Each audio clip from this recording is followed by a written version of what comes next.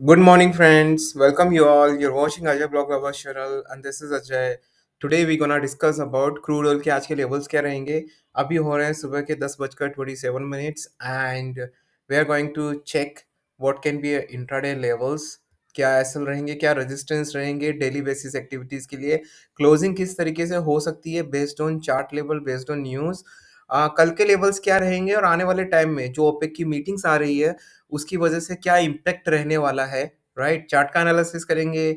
Risk management कैसे हम maintain कर सकते हैं क्योंकि ओपेक मीटिंग आ रही है, उसके बारे में हम डिटेल्स में दोस्तों बात करेंगे. तो आपकी ही दोस्तों सजेशन पे मैंने वीडियो आज मॉर्निंग में स्टार्ट किया, जबकि मुझे मॉर्निंग में टाइम मिलता नहीं है दोस्तों, बट फिर भी टाइम निकाल के आप लोगों के लिए वीडियो बना रहा हूँ. तो प्लीज़ इसके लिए एक सपोर्ट कर दीजिए मुझे, मेरे चैनल को थोड़ा ग्रो करने के लिए थोड़ा-सा एक्टिवली काम करिए दोस्तों, राइट? जितनी ज़्यादा ऑडियंस होगी, जितने ज़्यादा व्यूज़ होंगे, मुझे मोटिवेशन मिलेगा और उतने ही ज़्यादा अच्छी वीडियोज़ मैं बना पाऊँगा दोस्तों. चैनल को जल्दी से सब्सक्राइब करके बेल आइकन दबा के, ये आपको ऐसा बेल आइकन दिखेगा, बेल आइकन दबा के सेलेक्ट ऑल दबाना ना भूलें. अगर आप ऐसा करते हैं, तो आपको नोटिफ़िकेशन टाइम टू टाइम आपको दोस्तों मिल जाएँगे. इसके बाद मैं नेचुरल गैस का वीडियो भी बनाने वाला हूँ. अगर आपने 1 घंटी दबाई तो आपको उसका वीडियो भी जैसे ही मैं अपलोड करूँगा आपको मिल जाएगा दोस्तों. तो हम आ गए हैं हम न्यूज़ पे. तो देखो न्यूज़ क्या आई है, oil prices could be set for another sharp rise. Bullish and bearish catalysts are bidding it out of the oil market, but macro factor could win out and bring oil back to the 100 levels. तो इस बात में कितनी सच्चाई है, क्या ऐसा हो सकता है, उसके बारे में हम डिटेल में बात करते हैं. पूरी डिटेल में बात करेंगे दोस्तों, कुछ भी नहीं छोड़ेंगे पूरा ढंग से. तो इसके मैं कुछ पॉइंट्स पढ़ लेता हूँ. जो ये आर्टिकल आया, मिस्टर डेविड मैसलर ने ये आर्टिकल लिखा है. तो इस पहले आर्टिकल पढ़ लेते हैं. The oil prices have tumbled below the 80 marks for the first time in January. Bearish catalysts have been waiting on the oil market, but bullish news is beginning to trickle in. Some analysts are predicting that oil price could climb back up to 100 in the coming months. तो ये कह रहे हैं कि 100 के ऊपर जा सकता है कमिंग मंथ्स में. ठीक है ना. It's been a rough week for Fed riding dollar strength in this articles. The overdone and the neglected. This is because just no extra supply out today at all. There's very little extra supply that Saudi Arabia can put on the market and that's about it. तो देखिए दोस्तों, supply की कोई कमी नहीं है. अगर आप कोई जबरदस्ती सप्लाई कम करने की कोशिश कर रहे हैं, जबरदस्ती अगर कोई प्रोडक्शन कट करे, तो डेफिनेटली सप्लाई में कमी होगी. तो यही खेल होता है दोस्तों, राइट? जब आपके पास पावर होती है ना किसी चीज के लिए, तो आप उसकी सप्लाई और डिमांड में आप चेंज करके आप अपने हिसाब से मार्केट आप सेट कर सकते हैं, और वही करते हैं, और वही ओपेक का भी प्रोडक्शन कट आ रहा है. तो ओपेक की जब मीटिंग आ रही दोस्तों, अब सबसे इम्पोर्टेंट चीज़ है कि उसमें प्रोडक्शन किट कितना होने वाला है। क्योंकि एक न्यूज़ मैंने आपको बताई थी दोस्तों, लास्ट टाइम रशिया ने सपोर्ट नहीं किया था ओपेक को कि किसी भी तरह का प्रोडक्शन कट करना है, नहीं तो रशिया और माल सस्ते में बेचेगा और पूरा ओपेक का मार्केट खराब कर देगा. लेकिन इस बार रशिया ने, जो according to the news in oilprice.com, कि वो न्यूज़ आई थी कि रशिया भी अब सपोर्ट कर रहा है ओपेक को. तो अब ओपेक मीटिंग जो होने वाली है उसके चांसेस आपको क्या लगते हैं? बहुत ज़्यादा लगते हैं कि इस बार प्रोडक्शन कट ठीक-ठाक हो सकता है दोस्तों, राइट? ठीक है ना. तो US Gulf of Mexico can help global oil supply give. ठीक है ना. US Gulf of Mexico can help. Okay, may be one of the world's most mature deep water basins but still lots of. अगर आप मुझसे पूछे ना दोस्तों, मैं अभी भी क्रूड ऑयल पे बेरिश हूँ क्योंकि देखो सप्लाई की कोई कमी नहीं है. और मुझे नहीं लगता है कि ओपेक, रशिया कभी भी ये चाहेगा कि ओपेक एक यूनिवर्सल मार्केट हो जाए और सारा माल वही सप्लाई करे. ऐसा कभी भी नहीं चाहेगा. ऑलरेडी रशिया के पास, रशिया के इतने सैंक्शंस लगे हुए हैं, उनकी इकोनॉमी गर्त में, ऊपर से ऑयल भी अगर नहीं बिकेगा, सस्ता हो महँगा हो, सबसे पहले उनको अपना ऑयल बेचना है. अगर वो भी नहीं मिलेगा, तो वो कहाँ से कमाएँगे? ठीक है ना? सब पे तो बैन लगा दिया उनके कोल, मिनरल्स वगैरह जो भी खजाना सब पे. गोल्ड वगैरह तक ले बेचारे एक्सपोर्ट नहीं कर पा रहे हैं. क्योंकि गोल्ड पे सैंक्शन इसलिए मतलब यू डॉलर में किसमें करेंगे गोल्ड को? गोल्ड को रख के लोन किसमें लेंगे? डॉलर में लेना पड़ेगा ना. तो अब वो सिर्फ़ चाइना के साथ डील कर रहे हैं दोस्तों, राइट? तो इसके बारे में हम बात कर लेते हैं दोस्तों. और कुछ न्यूज़ आई है ब्लूमबर्ग में, देख लेते हैं. देखो, UK crisis of confidence was year in the making, right? तो ये चीज़ तो हमसे सुनी जा रही है कि हांगकांग में भी देखो एक वर्स्ट न्यूज़ है, ये trading debut in 2000 set EV makers. Electric vehicles की जो संख्या है वो 42% डाउन चली गई है. चलिए दोस्तों, आगे इस चीज़ में नहीं जाते हैं, राइट? लेकिन एक चीज़ के बारे में बात कर लेते हैं दोस्तों, वो है रिसेशन. अब मैं आपको एक बात बता देता हूँ, काफ़ी सारे जो एनालिस्ट है दोस्तों, उन लोगों ने ये प्रेडिक्ट किया है, जो आने वाले क्वार्टर्स में है ना, आई am not sure about it, this is the news, कि इन्फ्लेशन बढ़ेगा, जो हम सबको पता है कि इन्फ्लेशन बढ़ने वाला ही है। तो इकोनॉमी भी डाउन जाएगी, इकोनॉमी उस तरीके से ग्रो नहीं करेगी जैसा हमने कोरोना के बाद एक्सपेक्ट किया था दोस्तों। तो उसका इम्पैक्ट क्रूड ऑयल पे क्या पड़ने वाला है? ऐसा तो नहीं कि रिसेशन में भी क्रूड ऑयल भागेगा। तो मुझे कहीं से भी दोस्तों ऐसा नहीं लगता है कि किसी भी तरीके से सप्लाई की कमी है, और डिमांड ऐसी कोई ख़ास ज़्यादा नहीं है, सबको मिल ही रहा है। सऊदी ने सबसे कॉन्ट्रैक्ट कर ही रखा है, इंडिया ने कर रखा है, मिल ही रहा है, सस्ता-महँगा अलग बात है। तो मुझे नहीं लग रहा दोस्तों कि किसी भी तरीके से क्रूड ऑयल में वापस से $100 की जंप्स आ सकते हैं। दैट इज़ माय ओपिनियन, ये मेरा ओपिनियन है। आपका अपना कुछ ओपिनियन हो सकता है, किसी और का कुछ ओपिनियन हो सकता है। तो इसी चीज़ पे मैं एक डिस्क्लेमर दे देता हूँ दोस्तों, कि मैं जब वीडियो बना रहा हूँ दोस्तों, तो मैं आपको किसी तरह की बाय और सेल आपको रिकमेंड नहीं करता हूँ। अपने आप को तो मैं करूँगा ही, राइट? आपको मैं बिल्कुल भी बाय और सेल की कॉल रिकमेंड नहीं करता हूँ। I am not a certified SEBI adviser, I am not certified financial adviser. This channel only is for educational purpose, to give my opinion based on my knowledge, based on news, based on chart. Okay, nothing else. If you really want to do trade, please consult to your financial advisor or do your own research. अगर आपको कुछ अपना trade करना है, investment कुछ भी करना है क्रूड ऑयल में, तो आप पहले अपने या तो फाइनेंशियल कंसल्टेंट से एडवाइस करिए जो सर्टिफाइड है। अगर उनसे नहीं करना चाहते तो खुद अपनी रिसर्च करिए। तो मेरा देखो वीडियो बनाने का मोटिव भी हमेशा यही रहता है कि देखो, अगर आप अपने पाँव पे खड़े रहोगे और मैं कोशिश करूँगा आपको अपने पाँव पे खड़े होने की, तो क्योंकि लॉन्ग टर्म पर्सपेक्टिव में कितना अच्छा है, आप खुद अपने आप से ट्रेड करें, किसी से पूछने की कोई ज़रूरत नहीं है। Become independent. जब इस तरह की इंडिपेंडेंसी आपके अंदर आएगी ना, I will tell you guys, that will be the best feeling of your life, right? Best feeling, seriously बहुत अच्छा फ़ील होता है। अभी आप मैं वीडियो बना रहा हूँ, ठीक है ना? मुझे काफ़ी लोग सुनने को बैठे हैं, कितनी अच्छी फीलिंग आती है, कि मैं खुद अपने ऊपर डिपेंड हूँ। मुझे किसी से बात नहीं, कोई कोई बहुत बड़ा, कोई वॉरेन बफेट हो या कोई भी हो, मुझे किसी से कोई सलाह, मुझे किसी से कोई कॉल लेने की ज़रूरत नहीं दोस्तों। ठीक है, मैं उनसे नॉलेज ज़रूर लूँगा, लेकिन उनसे इन्फ्लुएंस नहीं होना दोस्तों। इन्फ्लुएंस होना स्टॉक मार्केट में बहुत बड़ी प्रॉब्लम है दोस्तों। इन्फ्लुएंस बहुत बड़ी प्रॉब्लम है। सो मेक श्योर आपको सिर्फ़ न्यूज़ लेनी है, उस न्यूज़ का आपको एनालिसिस खुद करना है, किसी से इन्फ्लुएंस नहीं होना है। सुनना सबकी है, करना अपनी है, ठीक है ना? तो अब मैं बात आ जाता हूँ क्रूड ऑयल के। यहाँ पे एक और कोई न्यूज़ आई है, ठीक है ना? देखिए, ये आई कि यूके जो फूड इन्फ्लेशन हुआ है to swell the highest rate ever recorded, right? आप सोचिए कि यूके में फूड इन्फ्लेशन हो रहा है। मतलब जो अमीर कंट्रीज़ हैं, वहाँ पे ये हालत है कि वहाँ पे महँगाई की वज़ह से देखो क्राइसिस हो रहा है। तो आप सोच सकते हैं जो डेवलपिंग कंट्रीज़ हैं, उनका क्या हाल होगा। हालाँकि इंडिया बहुत अच्छी कंडीशन में है। हम लोगों ने बहुत अच्छा मेंटेन किया है, इंडिया ने। So proud to be a Modi government, right? कि मोदी गवर्नमेंट ने बहुत अच्छा किया है। इंडिया के लिए बहुत अच्छा किया है और हमने काफ़ी अच्छा कर रहे हैं, ठीक है ना? और आगे भी करते रहेंगे दोस्तों, ठीक है ना? तो ये जो इन्फ्लेशन हो रहा है, इसकी वज़ह से आपको समझ आ रहा है कि दोस्तों किसी भी तरीके से ये जो इन्फ्लेशन है ना दोस्तों, इतनी जल्दी समाप्त नहीं होने वाला है। ये आपको समझना पड़ेगा, बिल्कुल भी समाप्त नहीं होने वाला है। तो अगर आप मुझसे पूछें क्रूड ऑयल कहाँ जाएगा? तो आज के लेवल्स बता देता हूँ मैं। सबसे पहले इंटरनेशनल मार्केट पे आ गए। देखिए, अगर आज का जो वन डे का जो लेवल्स है, जो मुझे चार्ट पे लेवल्स दिख रहे हैं, मैं उसके बारे में एनालिसिस कर रहा हूँ। दोस्तों, यहाँ पे किसी तरह की कोई बाय सेल नहीं है, प्लीज़। मैं सिर्फ़ अपने लेवल्स दे रहा हूँ कि इस लेवल पे ऊपर जा सकता है, कितना ऊपर जा सकता है, इस लेवल पे कितना नीचे जा सकता है, वो मैं दे रहा हूँ। तो देखिए, अभी हो रहा है, ये ट्रेड कर रहा है 81.80 पे, राइट? तो अब मैं इसका वन डे का पहले चार्ट देख लेता हूँ, क्योंकि वन डे का चार्ट भी काफ़ी यूज़फुल है दोस्तों, राइट? ठीक है ना? तो दोस्तों, यहाँ पे क्लियर कट है कि अगर ये 81.50 के नीचे जाता है, 81.50 के नीचे अगर जाता है और सस्टेन करता है फॉर एटलीस्ट 1 मिनट, ध्यान से सुनिएगा दोस्तों। अगर 81.50 के नीचे जाता है, सस्टेन करता है फॉर एटलीस्ट 1 मिनट, तो मुझे लगता है कि इसके लेवल्स काफ़ी नीचे जा सकते हैं। लेकिन 1 मिनट की मैं 1 वीक का चार्ट देख लेता हूँ दोस्तों, 1 वीक का चार्ट देखना भी बहुत ज़रूरी होता है। ठीक है ना? Okay, 81.75, right? हाँ, 81.5 के नीचे अगर जाता है, तो मुझे लग रहा है कि इसके लेवल्स 81 के नीचे डेफ़िनेटली हो सकते हैं। ठीक है ना? 1 मंथ का चार्ट भी देख लेता हूँ मैं। हुँ, हुँ। 3 मंथ का चार्ट भी देख लेते हैं दोस्तों। देखिए, 3 मंथ का चार्ट बड़ा आइकॉनिक चार्ट है क्रूड ऑयल का। मैंने हमेशा से बोला है। मेरे एक्जिस्टिंग सब्सक्राइबर जो हैं दोस्तों, और जो अब मेरे नए सब्सक्राइबर होने और उनके बता दूँ, जो 3 महीने का चार्ट है, मुझे हमेशा बीरिश लगता है। All the time I feel bearish, bearish, bearish. I never say one day कि ये मुझे बुलिश लग रहा है। 6 मंथ का चार्ट देख लेते हैं। इट्स कंप्लीटली बुलिश, 1 ईयर का chart is bullish. So come to 1 week chart. तो 1 वीक चार्ट बड़ा इंटरेस्टिंग है दोस्तों।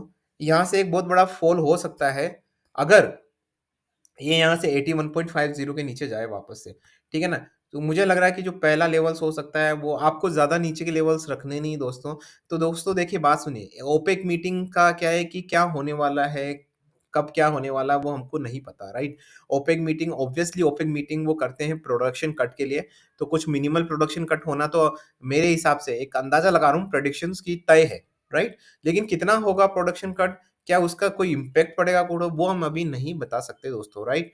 तो उसके बारे में इसीलिए हमको अभी तक 5 तारीख तक किसी तरह का कोई लंबा हमको बनाना नहीं चाहिए, राइट? और ऊपर के लेवल्स मैंने आपको बताए नहीं, मैंने नीचे के बता दिए कि 81.50 के नीचे जाता है, so definitely it will go around 80.7 के आसपास, ऐसे लेवल्स मुझे दिख रहे हैं। लेकिन ऊपर की साइड में मैं बता देता हूँ दोस्तों, ये वन डे का ट्रेड है। ऊपर की साइड में अगर ये हुँ, क्लियरली दोस्तों, अगर ये 82 के ऊपर जाता है, क्लियर क्लियर वेरी क्लियर, 82 के ऊपर जाता है और सस्टेन करता है, then I can see much more higher levels, definitely it gonna cross 83 as well, right? 83 as well.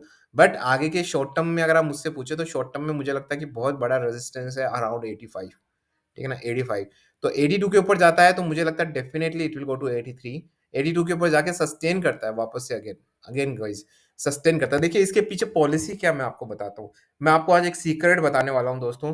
Please, please secret बताने वाला हूँ, ठीक है ना? मैं अपने सारे यहाँ सीक्रेट्स बताता हूँ तो दोस्तों आपको प्लीज़ मेरे चैनल को सपोर्ट करना चाहिए, because I am not growing, I give my genuine content but वो लोगों तक पहुँच नहीं पा रहा दोस्तों। तो अगर आप इसमें मुझे मदद करेंगे तो इसी तरह के मैं सीक्रेट्स आपको बताता रहूँगा दोस्तों। देखो क्या होता है, जब आप कोई लेवल देते हो, ठीक है ना? कल आपको पता है 82.23 के आसपास आया लेकिन सस्टेन नहीं किया वहाँ पे, राइट? फिर नीचे आ गया था, राइट? तो मैं ये वापस नीचे आ गया था, फिर वापस से भी 81.77 पे ट्रेड करा।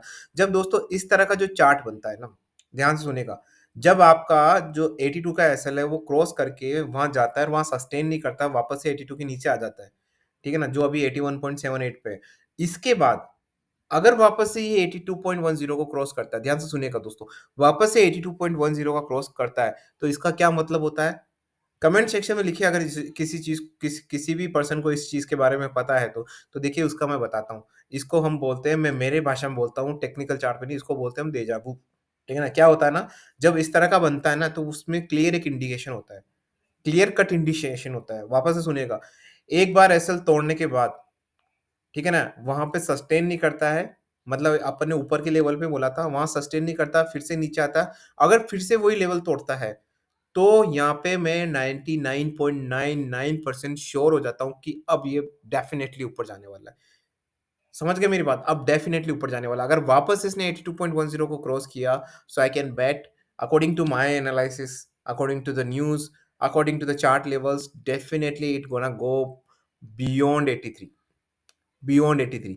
बट यहाँ पे अगर रिवर्स कर लेता है, ध्यान से सुनिएगा, 81.50 को तोड़ देता है, तो फिर मुझे लगता है कि वापस से आपको 80.57 के लेवल्स क्लियर कट दिख सकते हैं। लेकिन मैं आपको हमेशा ये बोलूँगा कि अभी मैं 78 के लेवल्स नहीं देखूँगा, क्योंकि दोस्तों मैंने पहले हर वीडियो में बोला, मैंने आपको आगाह भी किया था, ओपेक की मीटिंग आने वाली है और हम सब जानते हैं कि जो क्रूड ऑयल है और नेचुरल गैस है, वो न्यूज़ ड्रिवन है फिलहाल के लिए।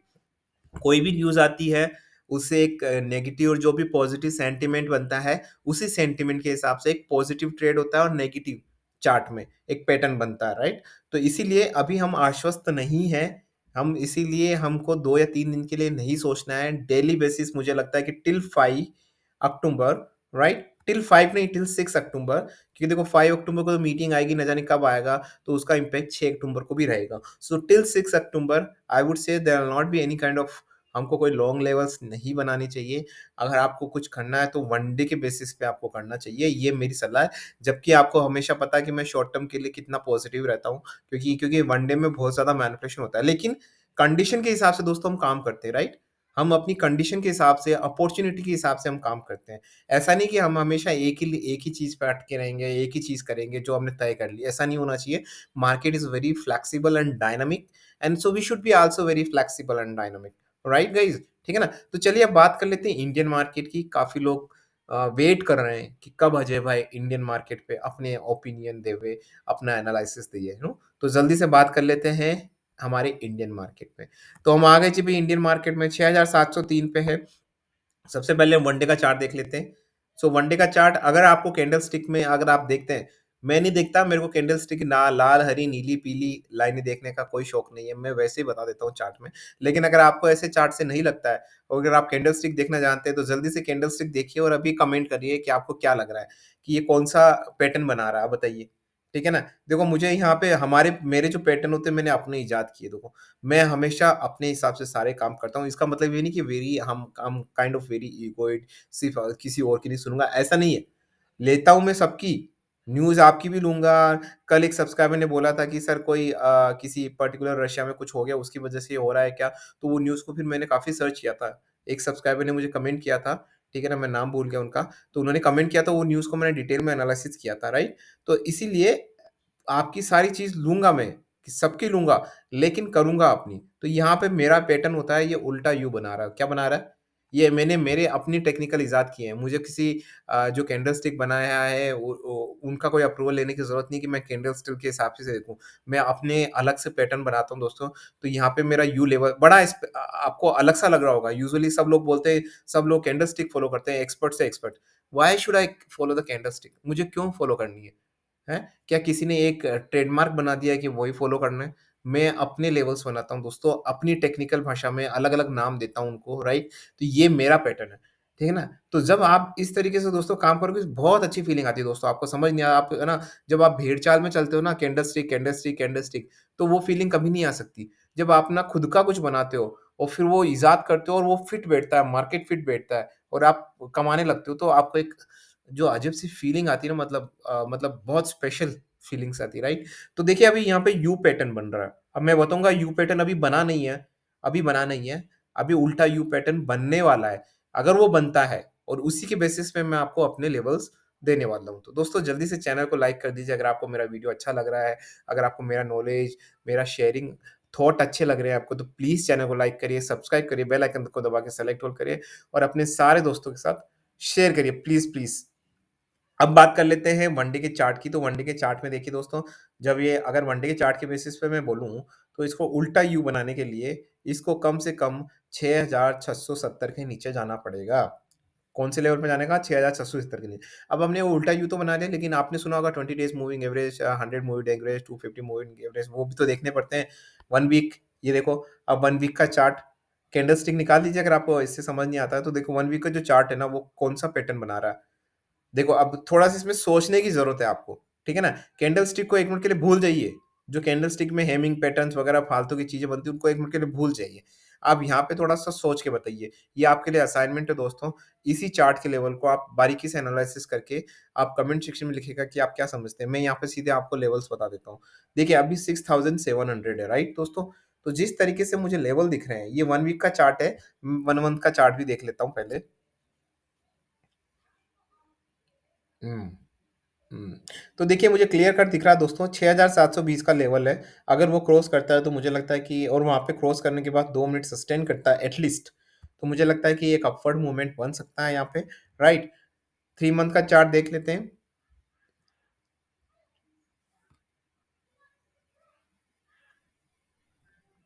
हाँ, तो मुझे वही लेवल दिख रहा है यहाँ पे भी दोस्तों, राइट? एंड देखो 6 मंथ और 1 ईयर का तो देखने का मुझे तो लग ही रहा है कि ये अगर आप मुझसे पूछें, ठीक है ना?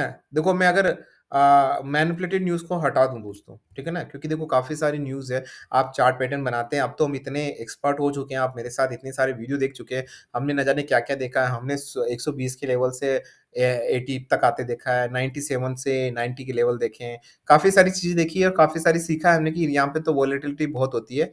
तो चार्ट अगर आपको बोले तो चार्ट के हिसाब से तो मैं यहाँ पे अभी भी बेयरिश हूँ मार्केट में।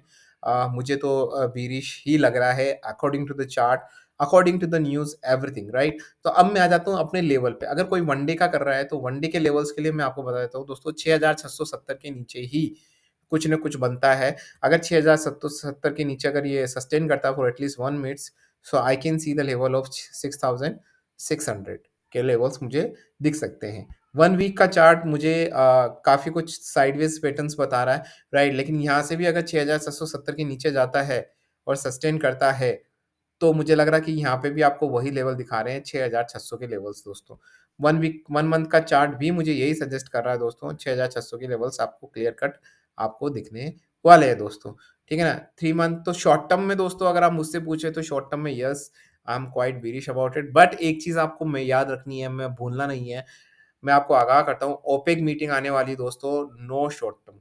शॉर्ट टर्म के आप लेवल्स अभी ना देखें तो सही रहेगा, क्योंकि आप देखेंगे भी और ओपेक में मान लो उन्होंने खुद से अपनी कोई न्यूज़ डाल दी, ठीक है ना? कि भई हम ये करने वाले हैं। अभी देखना आज हो रही है 29 तारीख दोस्तों 30 1 तारीख से स्टार्ट हो जाएँगे वो लोग, ठीक है ना? 1 तारीख से आपको इस तरह की न्यूज़ दिखने लग जाएगी मार्केट में कि हम इतना प्रोडक्शन कट करने वाले हैं, आई ओपेक से न्यूज़ ये। तो दोस्तों ये आना स्टार्ट हो जाएगी और वो जैसे आना स्टार्ट होगी मार्केट में फिर से स्टार्ट हो जाएगा अफ़रा-तफ़री, राइट? तो इसीलिए मुझे लगता है कि आज सिर्फ़ आपको आज के लिए करना चाहिए, आज के लेवल्स मैंने आपको दे दिए हैं। शॉर्ट टर्म में क्या रहेगा वो अभी बताना मुझे लगता है मूर्खता होगी, क्योंकि ओपेक मीटिंग आ रही है तो उसके बाद अलग लेवल बनेंगे। तो डेली बेसिस के हिसाब से हम लेवल्स देखते रहेंगे, राइट? एंड उसी हिसाब से हम काम करेंगे अपने, और आपको हिस्टोरिकल चार्ट देखना दोस्तों ज़रूरी है। आप हिस्टोरिकल चार्ट हमेशा देखा करिए। मैं जाते-जाते एक आपको इसमें और न्यूज़ बता देता हूँ, अगर कोई न्यूज़ आई है तो मैं फटाफट उसका एनालिसिस कर लेता हूँ, क्योंकि न्यूज़ बड़ी इम्पोर्टेंट है दोस्तों, अभी फ़िलहाल के लिए बहुत ज़्यादा इम्पोर्टेंट है, क्योंकि वही सब कुछ डिसाइड करेगी, आपका ग्राफ यहाँ डिसाइड नहीं करने वाला है। तो देखिए, the real cause of the global energy crisis, भाई साहब हम सबको पता है, ये कौन-सा हमें पहले ही पता है कि क्या है, फिर भी पढ़ लेते हैं चलो इस क्लॉज़ को। देखो, Iran oil worker threaten to strike, आपको पता है ना ईरान में क्या चल रहा है? ठीक है ना? ईरान में काफ़ी प्रोटेस्ट चल रहा है, न जाने क्या-क्या हो रहा है ईरान में, तो वहाँ पे भी कंडीशन दोस्तों अच्छी नहीं है। तो रियल कॉज़ ऑफ भाई साहब ये क्या कहने वाले हैं, इनको हम पढ़ लेते हैं, ठीक है ना? हो सकता है कोई अच्छा आर्टिकल हो, ठीक है ना? तो आर्टिकल्स दोस्तों हमेशा पढ़ने चाहिए, उससे काफ़ी नॉलेज मिलता है, कुछ न कुछ सीखने को मिलता है, और जो आर्टिकल्स बनाते लोग, वो कोई ऐसे-वैसे लोग नहीं होते, फाइनेंशियली एक्सपर्ट्स होते हैं, अच्छे ब्लॉगर्स होते हैं, राइट? तो उनको पढ़ लेना चाहिए। The world is totally अनप्रिपेयर्ड for the implication of the energy cliff on the global economy, the financial systems and the most assets values, right? ठीक है ना? Thus, the ability of world oil industry to maintain oil production at such a high current level is becoming impossible, soon leading to the energy cliff. This is why it is important for investor to have exposure to physical precious metal as they store wealth, because they store energy values and then कुछ भी नहीं है दोस्तों, वो क वही चीज़ें हैं जो हमको पहले से ही पता है, ठीक है ना? कोई एनर्जी क्राइसिस नहीं आने वाला दोस्तों। मुझे लग रहा है कि जिस तरीके से यूरोप काम कर रहा है, जिस तरीके से America natural gas, wind energy, solar energy and coal पे काम कर रहा है, मुझे नहीं लगता किसी तरह की कोई सप्लाई की प्रॉब्लम होने वाली है, right? So I will be very bearish on crude oil. अब नेचुरल गैस पे मैं इसके बाद से वीडियो बनाने वाला हूँ दोस्तों। अगर इस वीडियो पे मुझे अच्छा खासा सपोर्ट मिलता है दोस्तों, ये है मेरा चैनल, चैनल को जाके सब्सक्राइब कर लीजिए, बेल आइकन दबा के सिलेक्ट ऑल कर लीजिए। अगर मुझे इस वीडियो से अच्छा रिस्पॉन्स मिलता है, कम से कम मैं 100 लाइक सोच रहा हूँ कि कम से कम 100 लाइक्स हो मेरे, ठीक है ना? और सब्सक्राइबर्स अगर बढ़ते हैं दोस्तों, व्यूवर्स बढ़ते हैं, तो मुझे लगेगा कि हाँ, लोगों को इंटरेस्ट आ रहा है मेरे वीडियोज़ में, क्योंकि सब्सक्राइबर तभी लोग करते हैं, जब उनको वीडियो पसंद आता है, उनको चैनल पसंद आता है। तो अगर पसंद आता है, तो प्लीज़ करिए, और जैसा भी रिस्पॉन्स रहता है उसके बेसिस में जो मैं जल्दी से जल्दी नेचुरल गैस का वीडियो बनाने की दोस्तों कोशिश करूँगा। So with this quote, this is Ajay and signing of.